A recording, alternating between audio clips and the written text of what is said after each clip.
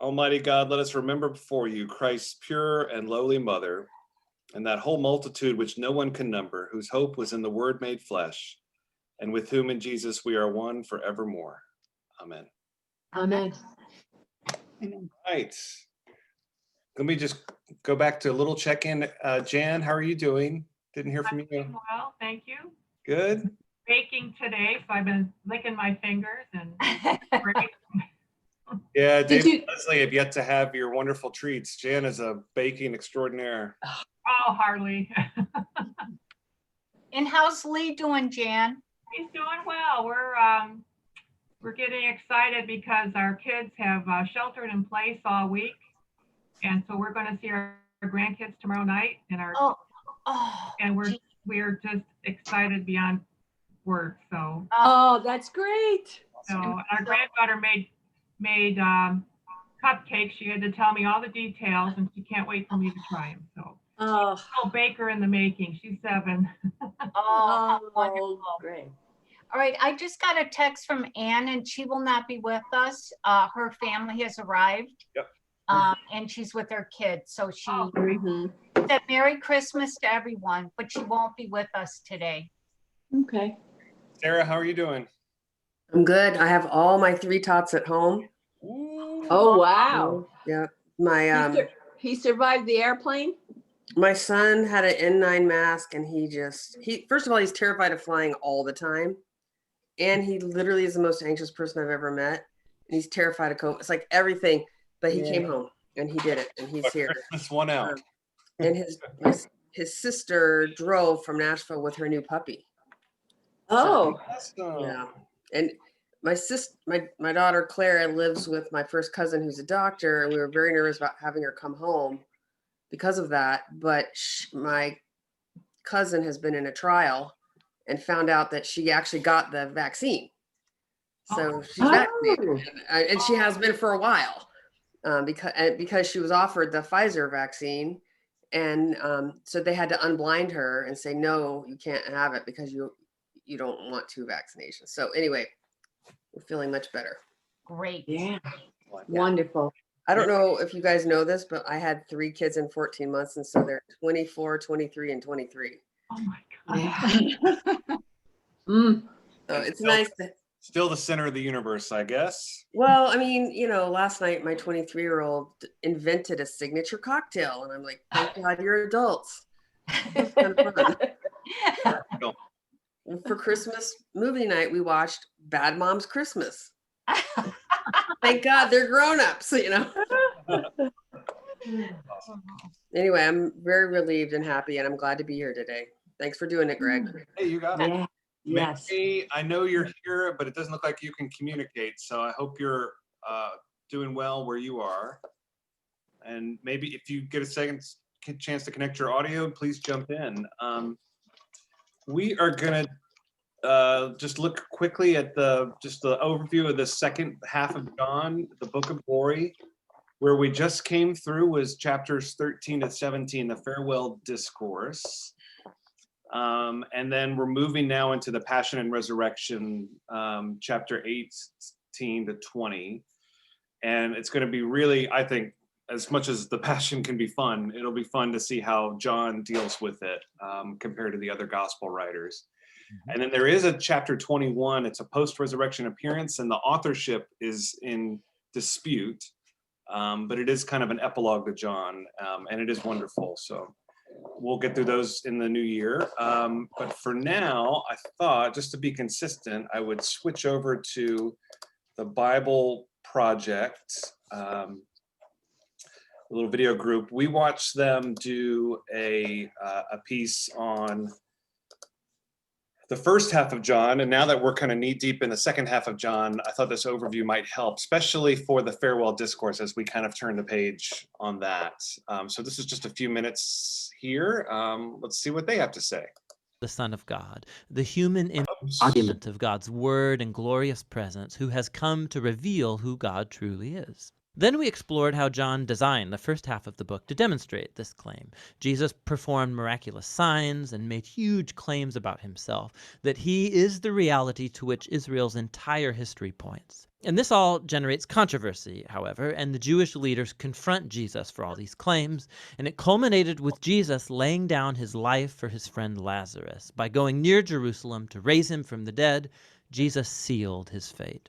And so once the plot to murder Jesus is set in motion, we come into the book's second half. The first part focuses entirely on Jesus' final night and last words to the disciples, as he tries to prepare them for his coming death. Jesus performs this shocking act at dinner. He takes on the role of a common servant by kneeling down to wash their dirty feet, something that in their culture a superior rabbi would never do for his disciples. And Jesus says it's a symbol of his entire life purpose, to reveal the true nature of God as a being of self-giving love. And it's also a symbol of what Jesus is about to do in becoming a servant and giving up his life to die for the sins of the world. And so this act leads to his great command to his disciples that they are to follow him by loving one another as he has loved them. Acts of loving generosity are to be the hallmark of Jesus' followers. This is what will show the world who Jesus is, and therefore who God is. Now from here, Jesus goes into a long flowing speech that's concluded with a prayer, and you'll find the whole thing is unified by a few repeated themes. Jesus keeps saying that he's going away, which makes the disciples sad, but Jesus says it's for the best because it means that he will send the Spirit, also known as the Advocate. As a human, Jesus can only be in one place at a time, but the Spirit can be Jesus' divine personal presence in any place at any time. And the Spirit will do a number of things, Jesus says. So remember, for John, the unique deity of the one God consists of that loving, unified relationship between the Father and the Son. Jesus says the Spirit is that loving personal presence that will come to live in his people and draw them into the love between the Father and the Son. And so, Jesus says, his disciples are the ones who abide or remain in that divine love, the way that branches are connected to a vine. He's describing here how the personal love of God can permeate a person's life, healing, transforming, and making them new. And there's more. The Spirit will also empower Jesus' followers to carry on his mission in the world, to first of all fulfill the great command to love others through radical acts of service. But also, Jesus says, the mission is to bear witness to the truth, to expose and name the selfish, sinful ways that we as humans treat each other, and to declare that in Jesus, God has saved the world through him because he loves it. He's opened up a new way to become human again. And so finally, Jesus predicts that there will be opposition. Just as the Jewish leaders rejected him, so his followers will be persecuted. But he tells them not to be afraid because he has already conquered or gained victory over the world. Now, what does Jesus mean by victory here? He doesn't say. But it leads us into the final section of the book where John shows us what victory looks like Jesus style. The Jewish leaders send soldiers to Jesus and his disciples to arrest him. And when the soldiers ask which one Jesus is, he declares, "I am," and they fall backward. Now this is brilliant on John's part. These words are the culmination of 2 sets of 7 instances where Jesus has used that very phrase. And it all highlights one of John's core claims about Jesus. The words "I am," or in Greek ego eimi, they're the Greek translation of the Hebrew personal covenant name of God that was revealed to Moses back in Exodus chapter 3. It was also repeated many times in Isaiah. And John has strategically placed 7 moments in his story where Jesus says, "I am," followed by some astounding claim. I am the bread of life. I am the light of the world, the gate for the sheep, the good shepherd, the resurrection, the way, the truth, and the life, the true vine. And John's also designed 7 other stories that have key moments where Jesus says simply, "I am," echoing this divine name. And so here, this occurrence as Jesus is arrested, it's the ironic climax of all of them, because Jesus reveals his divine name and power and victory precisely at the moment that he gives up his life.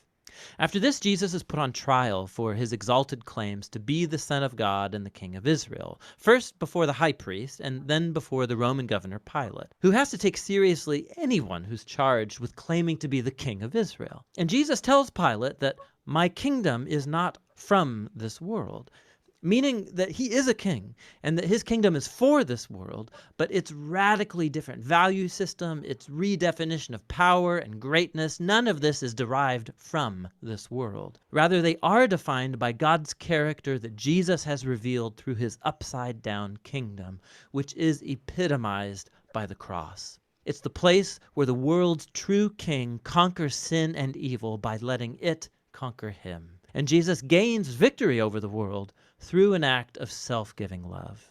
After this, Jesus' body is placed in a tomb that is then sealed. And on the first day of the week, Mary and then later the other disciples discover that the tomb is strangely open and then empty. And then Mary, all of a sudden, she meets Jesus. He's alive from the dead. Now, the resurrection of Jesus connects back to another pattern of sevens in John's gospel. So all the way back at the wedding party in Cana, when Jesus turned the water into wine, John told us that that was Jesus' first sign. And he also identified the second sign, the healing of the sick boy in chapter 4. But after this, John just lets you keep count. And if you have, you'll have noticed that the sixth sign was the raising of Lazarus from the tomb, which Jesus performed at the cost of his own life. And so that, and all of the signs, they point forward to this seventh and greatest sign at the culmination of the story, Jesus' own resurrection from the dead. It vindicates Jesus' claim to be the Son of God, the author of all life, whose love has conquered death itself. After the empty tomb, Jesus then meets up with all the disciples, and he commissions them by sending the Spirit as he promised, so that his mission from the Father can now be carried on through them. After this, the book concludes with an epilogue that explores the ongoing mission of Jesus' disciples in the world. So a number of them are fishing and they're not catching anything. And so Jesus appears to them on the shore. They don't recognize him, though.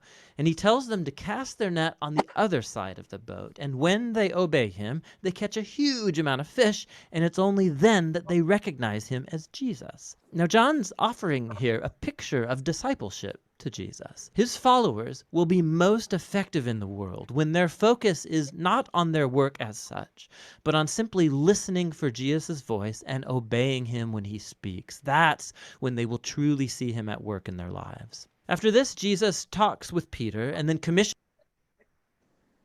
him as a unique leader in the Jesus movement, indicating that he too will give up his life one day. But in contrast to Peter, the last moments of the story focus on the author of this gospel, the disciple whom Jesus loved. And unlike Peter, his job was not to lead the Jesus movement, but rather to spend his long life bearing witness to Jesus so that others might believe in him. And that's actually what he's done right here by authoring this amazing story about Jesus, the Messiah, the Son of God. And that's what the Gospel of John is all about.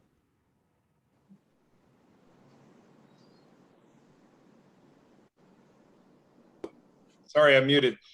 I was a little pushing back there at the end that because that Bible project, while extremely helpful and very creative, does tend to be a little bit more biblically conservative. So we would not necessarily assume John the disciple wrote the book of John Gospel, right? But we've been through that a lot. So did that raise any questions for anybody, or just kind of taking it all in? Anybody taking it all in? Yeah. Good. Let's see. Right, we are on chapter 18, and I'm so sorry, everyone. Somebody is trying to reach me from the church. I just need to shoot them a text real quick. Do they not know it's Bible study? Would you like me to read 18 or start 18 then while you're doing that? That would be great. Thank you, David. I'm reading from the NRSV. After Jesus had spoken these words, he went out with his disciples across the Kidron Valley to a place there was a garden, which he and his disciples entered. Now Judas, who betrayed him, also knew the place, because Jesus often met there with his disciples. So Judas brought a detachment of soldiers together with police from the chief priests and the Pharisees, and they came there with lanterns and torches and weapons. Then Jesus, knowing all that was to happen to him, came forward and asked them, "Whom are you looking for?" They answered, "Jesus of Nazareth." Jesus replied, "I am he." Judas, who betrayed him, was standing with them. When Jesus said to them, "I am he," they stepped back and fell to the ground. Again he asked them, "Whom are you looking for?" And they said, "Jesus of Nazareth." Jesus answered, "I told you that I am he. So if you're looking for me, let these men go." This was to fulfill the word that he had spoken. "I did not lose a single one of those whom you gave me." Then Simon Peter, who had a sword, drew it, struck the high priest's slave, and cut off his right ear. Ew. The slave's name was Malchus. Jesus said to Peter, "Put your sword back into its sheath. Am I not to drink the cup that the Father has given me?" So the soldiers, their officer, and the Jewish police arrested Jesus and bound him. First, they took him to Annas, who was the father-in-law of Caiaphas, the high priest that year. Caiaphas was the one who had advised the Jews that it was better to have one person die for the people. Simon Peter and another disciple followed Jesus. Since that disciple was known to the high priest, he went with Jesus into the courtyard of the high priest. But Peter was standing outside at the gate. So the other disciple, who was known to the high priest, went out, spoke to the woman who guarded the gate, and brought Peter in. The woman said to Peter, "You are not one of this man's disciples, are you?" He said, "I am not." Now the slaves and the police had made a charcoal fire because it was cold, and they were standing around it and warming themselves. Peter also was standing with them and warming himself. Then the high priest questioned Jesus about his disciples and about his teaching. Jesus answered, "I have spoken openly to the world. I have always taught in synagogues and in the temple where all the Jews come together. I have said nothing in secret. Why do you ask me? Ask those who heard what I said to them. They know what I said." When he had said this, one of the police standing nearby struck Jesus on the face, saying, "Is that how you answer the high priest?" Jesus answered, "If I have spoken wrongly, testify to the wrong. But if I have spoken rightly, why do you strike me?" Then Annas sent him bound to Caiaphas the high priest. Now Simon Peter was standing and warming himself. They asked him, "You are not also one of his disciples, are you?" He denied it and said, "I am not." One of the slaves of the high priest, a relative of the man whose ear Peter had cut off, asked, "Did I not see you in the garden with him?" Again, Peter denied it. And at that moment, the cock crowed. Perfect, David. Thank you so much. I really appreciate it too. Let's just pause there. And I guess my first question for everyone is what is familiar to you based on what you already know about the Passion, maybe from other Gospels, and what is different or what's missing so far, if anything?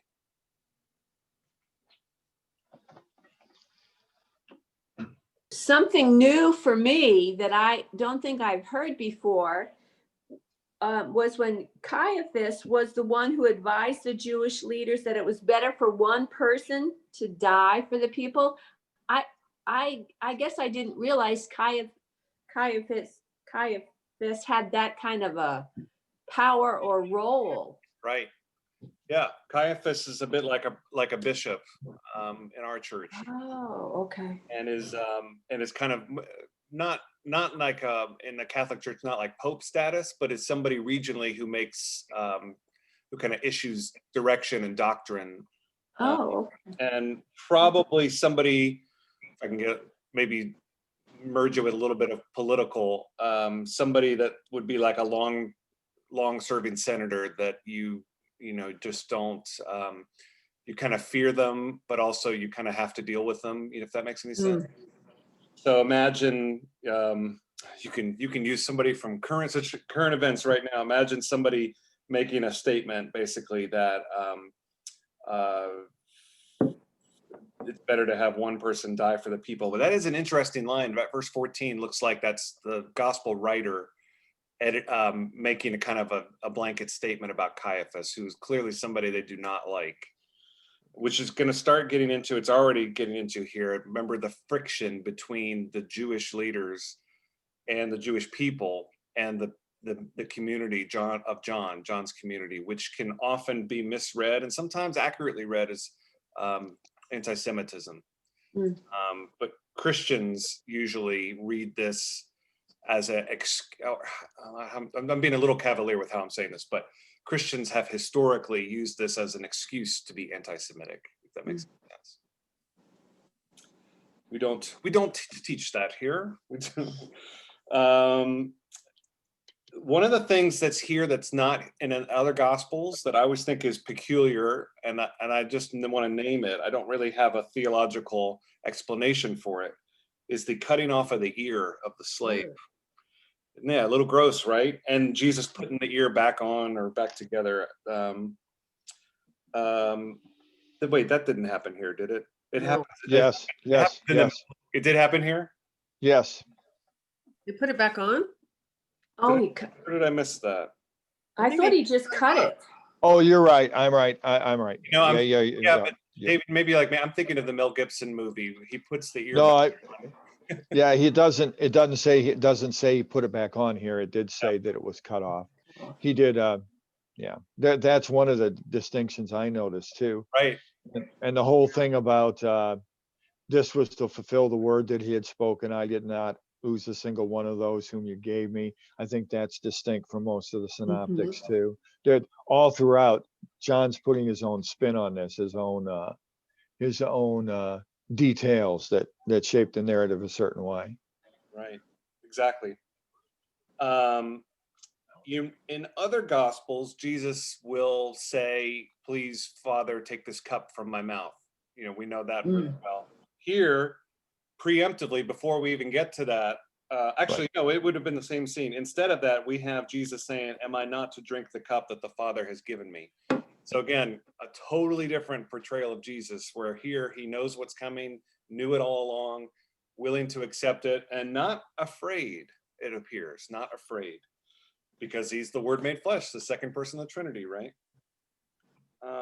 And then, of course, the video that we just watched did a good job of explaining the I am, or I am he. My translation says I am he. I can't remember what David said. Did yours say I am he, David? So let's look around. I'm just looking back here. Oh, the Peter denying story is in all four gospels. It's not word for word in all four gospels, but the concept of Peter denying Jesus and then the cock crowing after the third denial is just universally a story that was just around in every iteration, probably because, and so well told, the story, because Peter was such a big deal in the second half of, he would have been martyred in like the 60s AD. So by the time it's 70s, 80s, and it's kind of like Martin Luther King Jr. It's like kind of referring to him because he was such a huge leader in the church. So these are all in many ways, they're about Jesus, but they're also a window into the kind of the adventures of Peter, who was their first pope. There wasn't the word pope, but that's basically what he was. All right, and then it gets, I think, really interesting in the next sequences or two. And I will pick it up. Oh, actually, let me just ask, while David set the tone, would anyone else like to read? Maybe somebody has a different translation. I have the Message if you want that, unless somebody else has got a different version they want to. I love it. Let's do it. The Message, I think it starts at verse 28. And go ahead and go to the end of the chapter. Okay. They led Jesus then from Caiaphas to the Roman governor's palace. It was early morning. They themselves didn't enter the palace because they didn't want to be disqualified from eating the Passover. So Pilate came out to them and spoke. "What charge do you bring against this man?" They said, "If he hadn't been doing something evil, do you think we'd be here bothering you?" Pilate said, "You take him, judge him by your law." The Jews said, "We're not allowed to kill anyone." This would confirm Jesus's word indicating that the way he would die. That was in parentheses. Pilate went back into the palace and called for Jesus. He said, "Are you the king of the Jews?"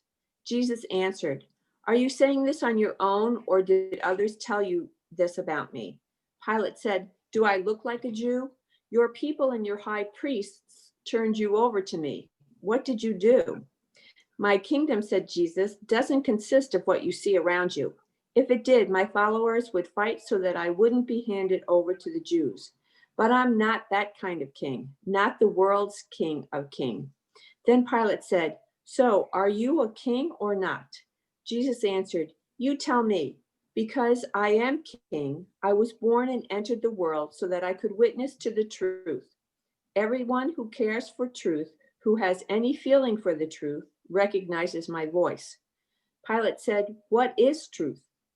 Then he went back out to the Jews and told them, "I find nothing wrong in this man. It's your custom that I pardon one prisoner at Passover. Do you want me to pardon the king of the Jews?" They shouted back, "Not this one, but Barabbas." Barabbas was a Jewish freedom fighter. So Pilate took Jesus and had him whipped. The soldiers, having braided a crown of thorns, set it on his head, threw a purple robe over him, and approached him with, "Hail, King of the Jews." Then they greeted him with slaps in his face. Pilate went back out again and said to them, I present him to you, but I want you to know that I do not find him guilty of any crime." Just then Jesus came out wearing the thorn crown and purple robe. Pilate announced, "Here he is, the man." When the high priest and the police saw him, they shouted in a frenzy, "Crucify him, crucify." Pilate told them, "You take him, you crucify him. I find nothing wrong with him." The Jews answered, "We have a law, and by that law he must die because he is claimed to be the Son of God." When Pilate heard this, he became even more scared. He went back into the palace and said to Jesus, "Where did you come from?" Jesus gave no answer. Pilate said, "You won't talk? Do you know that I have the authority to pardon you and the authority to crucify you?" Jesus said, "You haven't a shred of authority over me except what has been given you from heaven. That's why the one who betrayed me to you has committed a far greater fault." At this, Pilate tried his best to pardon him, but the Jews shouted him down. "If you pardon this man, you're no friend of Caesar. Anyone setting himself up as king defies Caesar." When Pilate heard these words, he led Jesus outside. He sat down at the judgment seat in the area designated Stone Court, in Hebrew, Gabbatha. It was the preparation day for Passover. The hour was noon. Pilate said to the Jews, "Here is your king." They shouted back, kill him, crucify him." Pilate said, "I am not to crucify your king." The high priest answered, "We have no king except Caesar." Pilate caved into their demand. He turned him over to be crucified. Okay, Barb, that's great. Thank you. You're welcome. So that is basically all of the exchange with Pilate, but it was a lot. So, sorry, it's a little pixelated, but this is one of my favorite paintings of everything Barb read, basically, Jesus being presented by Pilate.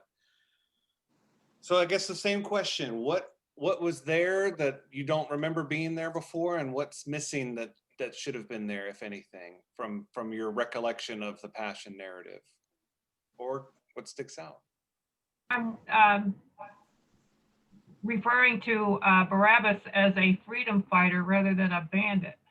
Yeah, that's it. That Barb. I don't remember hearing that before. That's right. It was an interest. That's a kind of a big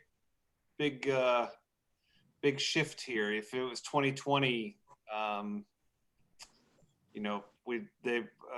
we wouldn't say bandit either. If it was, we would say like a looter, protester, kind of Terrorist, maybe. terrorist. Right? Mhm. Exactly. I thought in the other Gospels, I thought it was Pilate whose wife actually has the dream that says, this man has done nothing wrong. I don't remember the exact words, but I thought she was the one that really encouraged him not like to free Jesus or not condemn him. Yeah, Am I? you're right. And I thought that was here too. And I wonder if I'm just peeking. Oh, did I read over it and not pick up on it? No, no, No, I think they come back to it. Oh, I'm too soon. No, but maybe not. Hang on. it's not in John. That's Oh, not it is? on, huh? Okay. John seems to be going to some pains to put the majority of the blame on the Jewish leaders, not on Pilate, it seems. Right. Right. And Hmm. that's part of the problem of the anti-Semitism. When you Right. blame all of the Jews for Jesus' death, you go down a pretty dark path.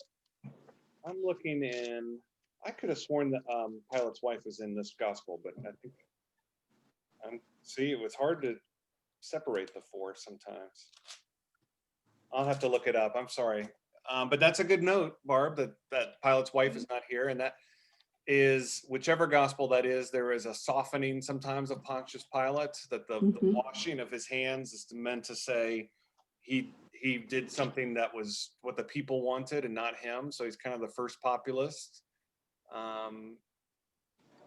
And he really didn't want to take actual blame and all. Again, hard to escape our modern American situation with leadership like that. But he has a dialogue with Jesus that's really special here. And the author Frederick Buechner, who comes up a lot in Christianity, and he is the author of this wonderful little book, and I do mean little. Look at that. Telling the Truth. And it's really kind of a guide for kind of interpreting the Gospels for preachers and all. But I'm going to actually read from this because I didn't have time to scan it and send it to you. But one of the things that Frederick Buechner does is take this particular experience in John between Pilate and Jesus and just kind of does what the Jews call a midrash, which is basically tell a story that's not written down, just kind of imagine a background story that leads to this cataclysmic moment where these two fates kind of intertwine. So Frederick Buechner starts here in Telling the Truth and says, at the deepest level, all hearers of the truth are the same hearer. And when I try to picture him or her, what I picture is one who is famous for having asked to hear, talking about Pontius Pilate, who took a long drag on a cigarette and narrowed his eyes and asked Jesus, what is truth? One might do worse than start with him. He is Pontius Pilate, of course. He's the procurator of Judea. On the day that he asks his famous question, what is truth? There are other things too that he has seen and done. He makes his first major decision before he has even had breakfast. Still in his pajamas, he walks downstairs to the bar closet where he keeps extra cigarettes, takes the 2.5 cartons that he finds there and puts them out with the trash. This is the remains of the pack in the pocket of his dinner jacket and some loose ones lying around the house. After all of these, he carefully destroys them, slitting them through with his thumbnail, flushing the tobacco down a toilet.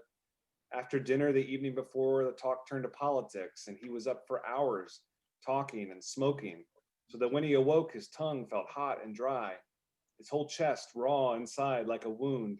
He knows about the Surgeon General's warning.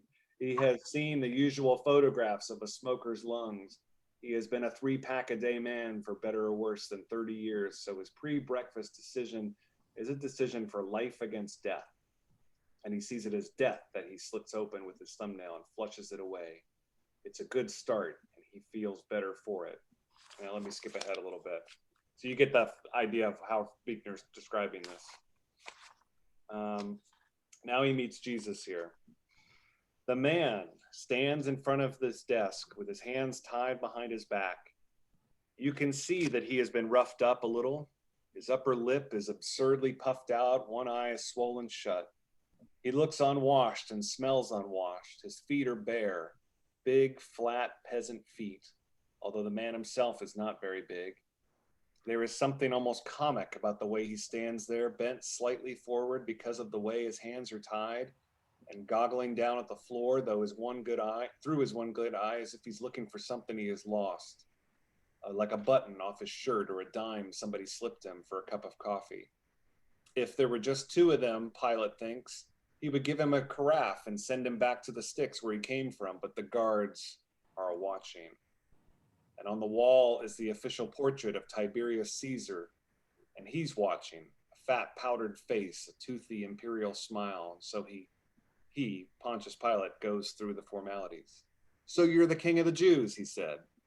The head Jew, because there hasn't been one of them yet who hasn't made that claim. David, come back to give Judea back to the Jews. The man says, it's not this world I'm king of, but his accent is so thick that Pilate hardly understands it, the accent together with what they have done to his upper lip. As if he had had a mouthful of stones, he says, I've come to bear witness to the truth.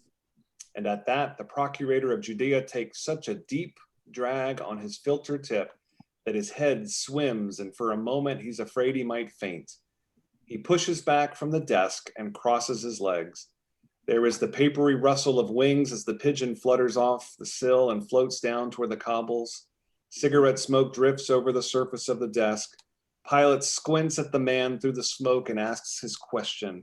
He asks it half because he would give as much as even his life to hear the answer, and half because he believes there is no answer, and would give a good deal to hear that too, because it would mean just one less thing to have to worry about. He says, what is truth? And by way of an answer, the man with the split lip doesn't say a blessed thing, or else his not saying anything, that is the blessed thing. And you can hear a pin drop in the big high ceiling room with Tiberius Caesar grinning down from the wall like a pumpkin, that one cigarette a little unsteady between the procurator's yellow fingertips. The one who hears the truth that is silence before it is a word is Pilate, and he hears it because he has asked to hear it, and he has asked to hear it. What is truth, he asks, because in a world of many truths and half-truths, he is hungry for truth itself, or, failing that, at least for the truth that there is no truth. We are all of us Pilate in our asking after truth. Sorry, that was a little long, but hopefully a little worth it. Just this kind of imagined background between Pilate and Jesus, because of all the things Pilate asks him and says here, and all the things that is unique to John, only in John, is that question in verse 38, what is truth? And Jesus doesn't give him an answer. So it's kind of runs shivers up your spine a little bit. The next time we meet, just to kind of remind us, I might have a movie clip to show you of that scene too, which is really well acted. But I love that that's in here because, again, think about everything we've talked about with John, especially that Gnostic influence where they talk about spirit and light and all. For the Gnostic influence on John, there's an interesting idea of, Jesus says, what is, I'm here to bear witness to the truth. Let's portray it as if Pilate is like, what is truth? And this kind of like, almost like a cat with a hand on a bug or something, and just kind of watching it writhe around a little bit out of curiosity. Does that do anything for anybody else, or have any significance? Or just kind of go over your head. That's okay. Every time I hear that word truth, I just think of our other group that gets together where we talk about post-truth. And I was like, okay, what is truth? Where is it? Right. Yeah, the one thing I did notice is there was a section in one of the other gospels where Caiaphas Pilate sends him to Herod, and then Herod sends him back to Pilate. That is not in this particular gospel. Right. The back and forth. I think that's in Matthew and Luke. It is in Luke too. It was in Luke. I saw that, but And again, no, I'm sorry. Go ahead, Leslie. I was just looking in the other gospels to see where the dream was, but I didn't find it. So. Right, and in Matthew, it's in Matthew. In Matthew, Pilate's wife is in Matthew. Yeah, I just looked at reading one of my notes before this, and it reminded me that another question to ask yourself of why John does what John does in this gospel is often that John is concerned with the meaning behind what's happening, and not so much the beat for beat that he has to hit all of these moments in Jesus's passion. The other gospel writers are telling a story about how this came to happen, and it came to pass. Think of Luke's passage that we'll hear at Christmas, and it came to pass.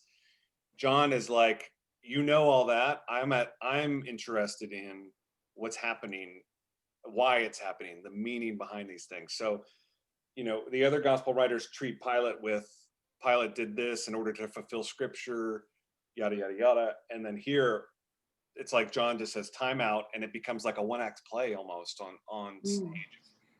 Two actors having a conversation and talking about something bigger than the moment, really. And yet not really saying much either at the same time, just kind of not wallowing, but just sitting with the uncomfortability of not understanding quite what Jesus means, and yet curious, and kind of like a captor watching a prisoner, just kind of wanting to figure out why go through this? Why are you doing this? And Jesus saying, you can't possibly understand why I'm doing this. It's just it's so often mimicked and redone in movies and books and television. Even if it's not these two particularly, that kind of, good and evil discussion. But even saying evil for Pilate is not quite right. It's much more layered and textured and complicated. Yeah. What else do people think? Or did anything stick out to you, or just what are you missing? And please interrupt me if you got something. This is this makes its way on. This is not a Christmas passage. Ironically, we're 2 days before Christmas. This is a Good Friday passage. In the Episcopal Church, which takes its cues from the Roman Catholic Church a lot, especially in Holy Week and Easter, we are what we tend to do is on Palm Sunday, the reading of the day follows the lectionary year. So year B means we'll hear from Mark, some version of Mark's Passion story on Palm Sunday, and God willing, we'll be at least partially in person on Palm Sunday this year. And then Good Friday in the Episcopal Church, it's always John's Gospel, and it's when it's done at its best, if you can swing it, it's the whole shebang from that we've read so far, all the way to the end of chapter 20, I think, or chapter 19. Yeah, I'm sorry, end of chapter 19, which I think I want to save for next time, just because this is a lot to chew on. The second half of 19. So on Good Friday, you have an opportunity to make the whole worship service, whatever that is, centered on the portrayal of this gospel lesson. And in the Episcopal Church, it's the hierarchy, the tradition is that the priest or the deacon, if your church has a deacon, reads the gospel, right, in a service of Holy Eucharist. Well, on Good Friday, we don't have Eucharist. We should not have Eucharist. Let's put it that way. Some churches try to use the reserved sacrament, and I just strongly believe that's not appropriate. So we do Monday, Thursday, and we go through everything, and we eat all of the wine and the bread that night, and we leave everything in darkness and everything's stripped. And then on Good Friday, it remains that way. And then the centerpiece of the entire experience of Good Friday worship is this portrayal of the gospel. And in that case, it is okay for the laity to read, in fact, encouraged that the laity reads the gospel. So it's performed usually. It's, people take sections of the reading. Last year, we were able to pull off a musical version of it. So it was kind of chanted by Harold. And then we had different parishioners sing all the parts, and that helps it just, amplify and even more of a meaning, I think. But it's just amazing to me how Good Friday just says, let's just stop and just let John take the wheel and just tell this story in all its detail and all its curiosity and peculiarities. Just let John do it, because ultimately, of all the things we've read in John so far, this is the most normal quote unquote normal, as basically of our public conception of Jesus' life and ministry. This hits the beats chronologically of the story of the Passion, like the other three gospel writers. But at the same time, John can't help himself to have this exchange with Pilate, talking about truth as well. Okay, I'm talking too much. What else do you all think? Well, I was just looking here at verse 7 of 19, where Jesus answers him. The Jews answered him, and then we have a law, and according to that law, that he ought to die because he claimed to be the Son of God. Yeah. And I just thought that was interesting because he's, because that's what I didn't know there was. I guess if you claim you're God and you're just a human being, that's blasphemy. Right. According And so to them, yeah.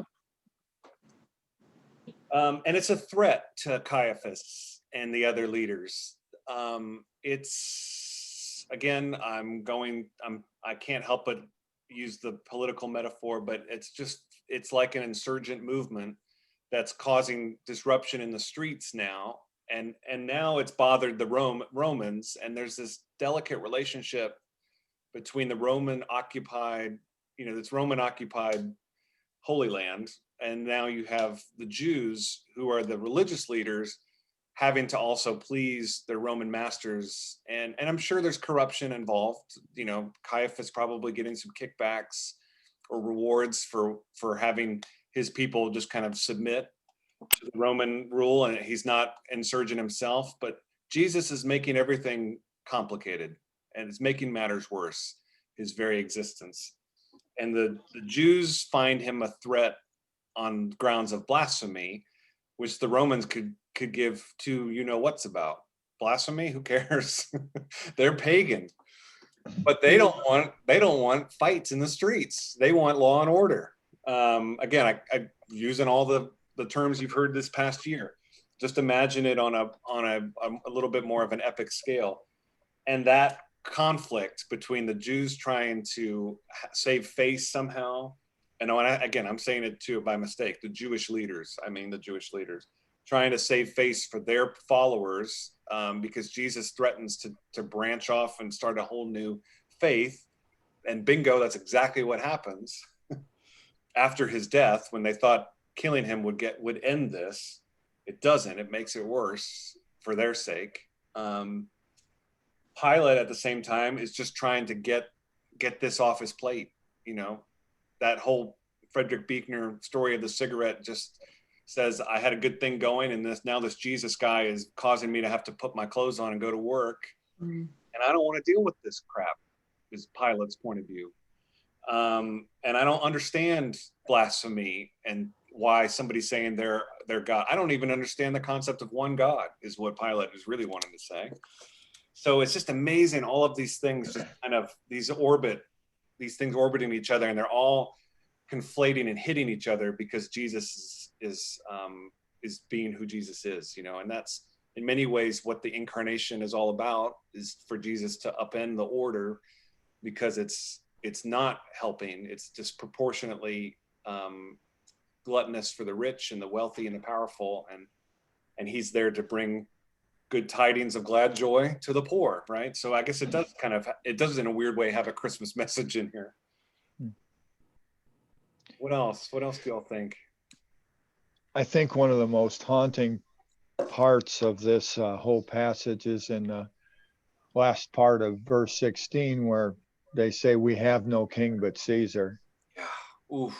Mm-hmm. Yeah, because all of a sudden they put the pressure on him, political pressure, and they've basically denied their faith, or denied the fact that God is their king, or the coming Messiah is the king. They've been willing to submit or just do away with their religious beliefs for political purposes. That's really, really haunting. That comes very close to blasphemy for Jews. Yeah. That's an excellent point. That's probably there because the John or the Johannine community felt like that's the most unforgivable sin that people can do, is to turn their back on their faith like that. To save Rome is their king. when what's going to happen over the next 200 years is the persecution from Rome of Christians, and it becomes, the mark of a true Christian to say, I am a Christian, as they're being executed, but the hypocrisy, the kind of sliminess of a Jewish person to them to say, we have no king but Caesar, is just, for John, just the utmost, it's unforgivable. Great point, David. What else? Does anybody else have other thoughts? Just taking it all in, right? So we left off, we're stopping here at, they handed him over to be crucified, which also is tends to be, and then the verse that follows about Golgotha, usually the turning point in the Good Friday service where we all stand. If you've been to a Good Friday service or seen one on, I guess seen one online, but not in 2020 where we're not standing at home. You get to the line about they handed him over to be crucified, and then they go to the place of the skull, Golgotha. I will try next time, if I can remember in 2 weeks, to bring some photos with me of the actual place, because it's always fun. I think it's always fun to talk about where this might have been, because it's often in dispute. Greg, why do we stand at that point? It's a sign of respect. It's a tradition the church would do. It's a little bit of kind of like how the King of England stood for the George Frederick Handel's, not the King of England. I forget people. When what is it? I said all the people stand during the Messiah's. The Messiah chorus, Hallelujah Hallelujah chorus. It's a tradition because the king, whoever was listening to it, I just can't remember where is Handel Austrian or German? I just can't remember. And he, when Handel performed it for the king, whoever his king was, the king heard the first few measures of Hallelujah, Hallelujah, and he just felt compelled to stand, like reverence to the music and the worship.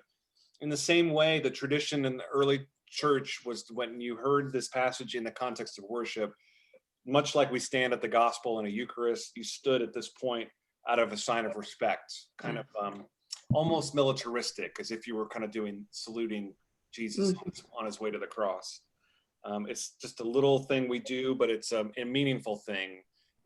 For a child in a church service on a Good Friday knows that something is important when we're standing all of a sudden. You know what I I mean? have a question.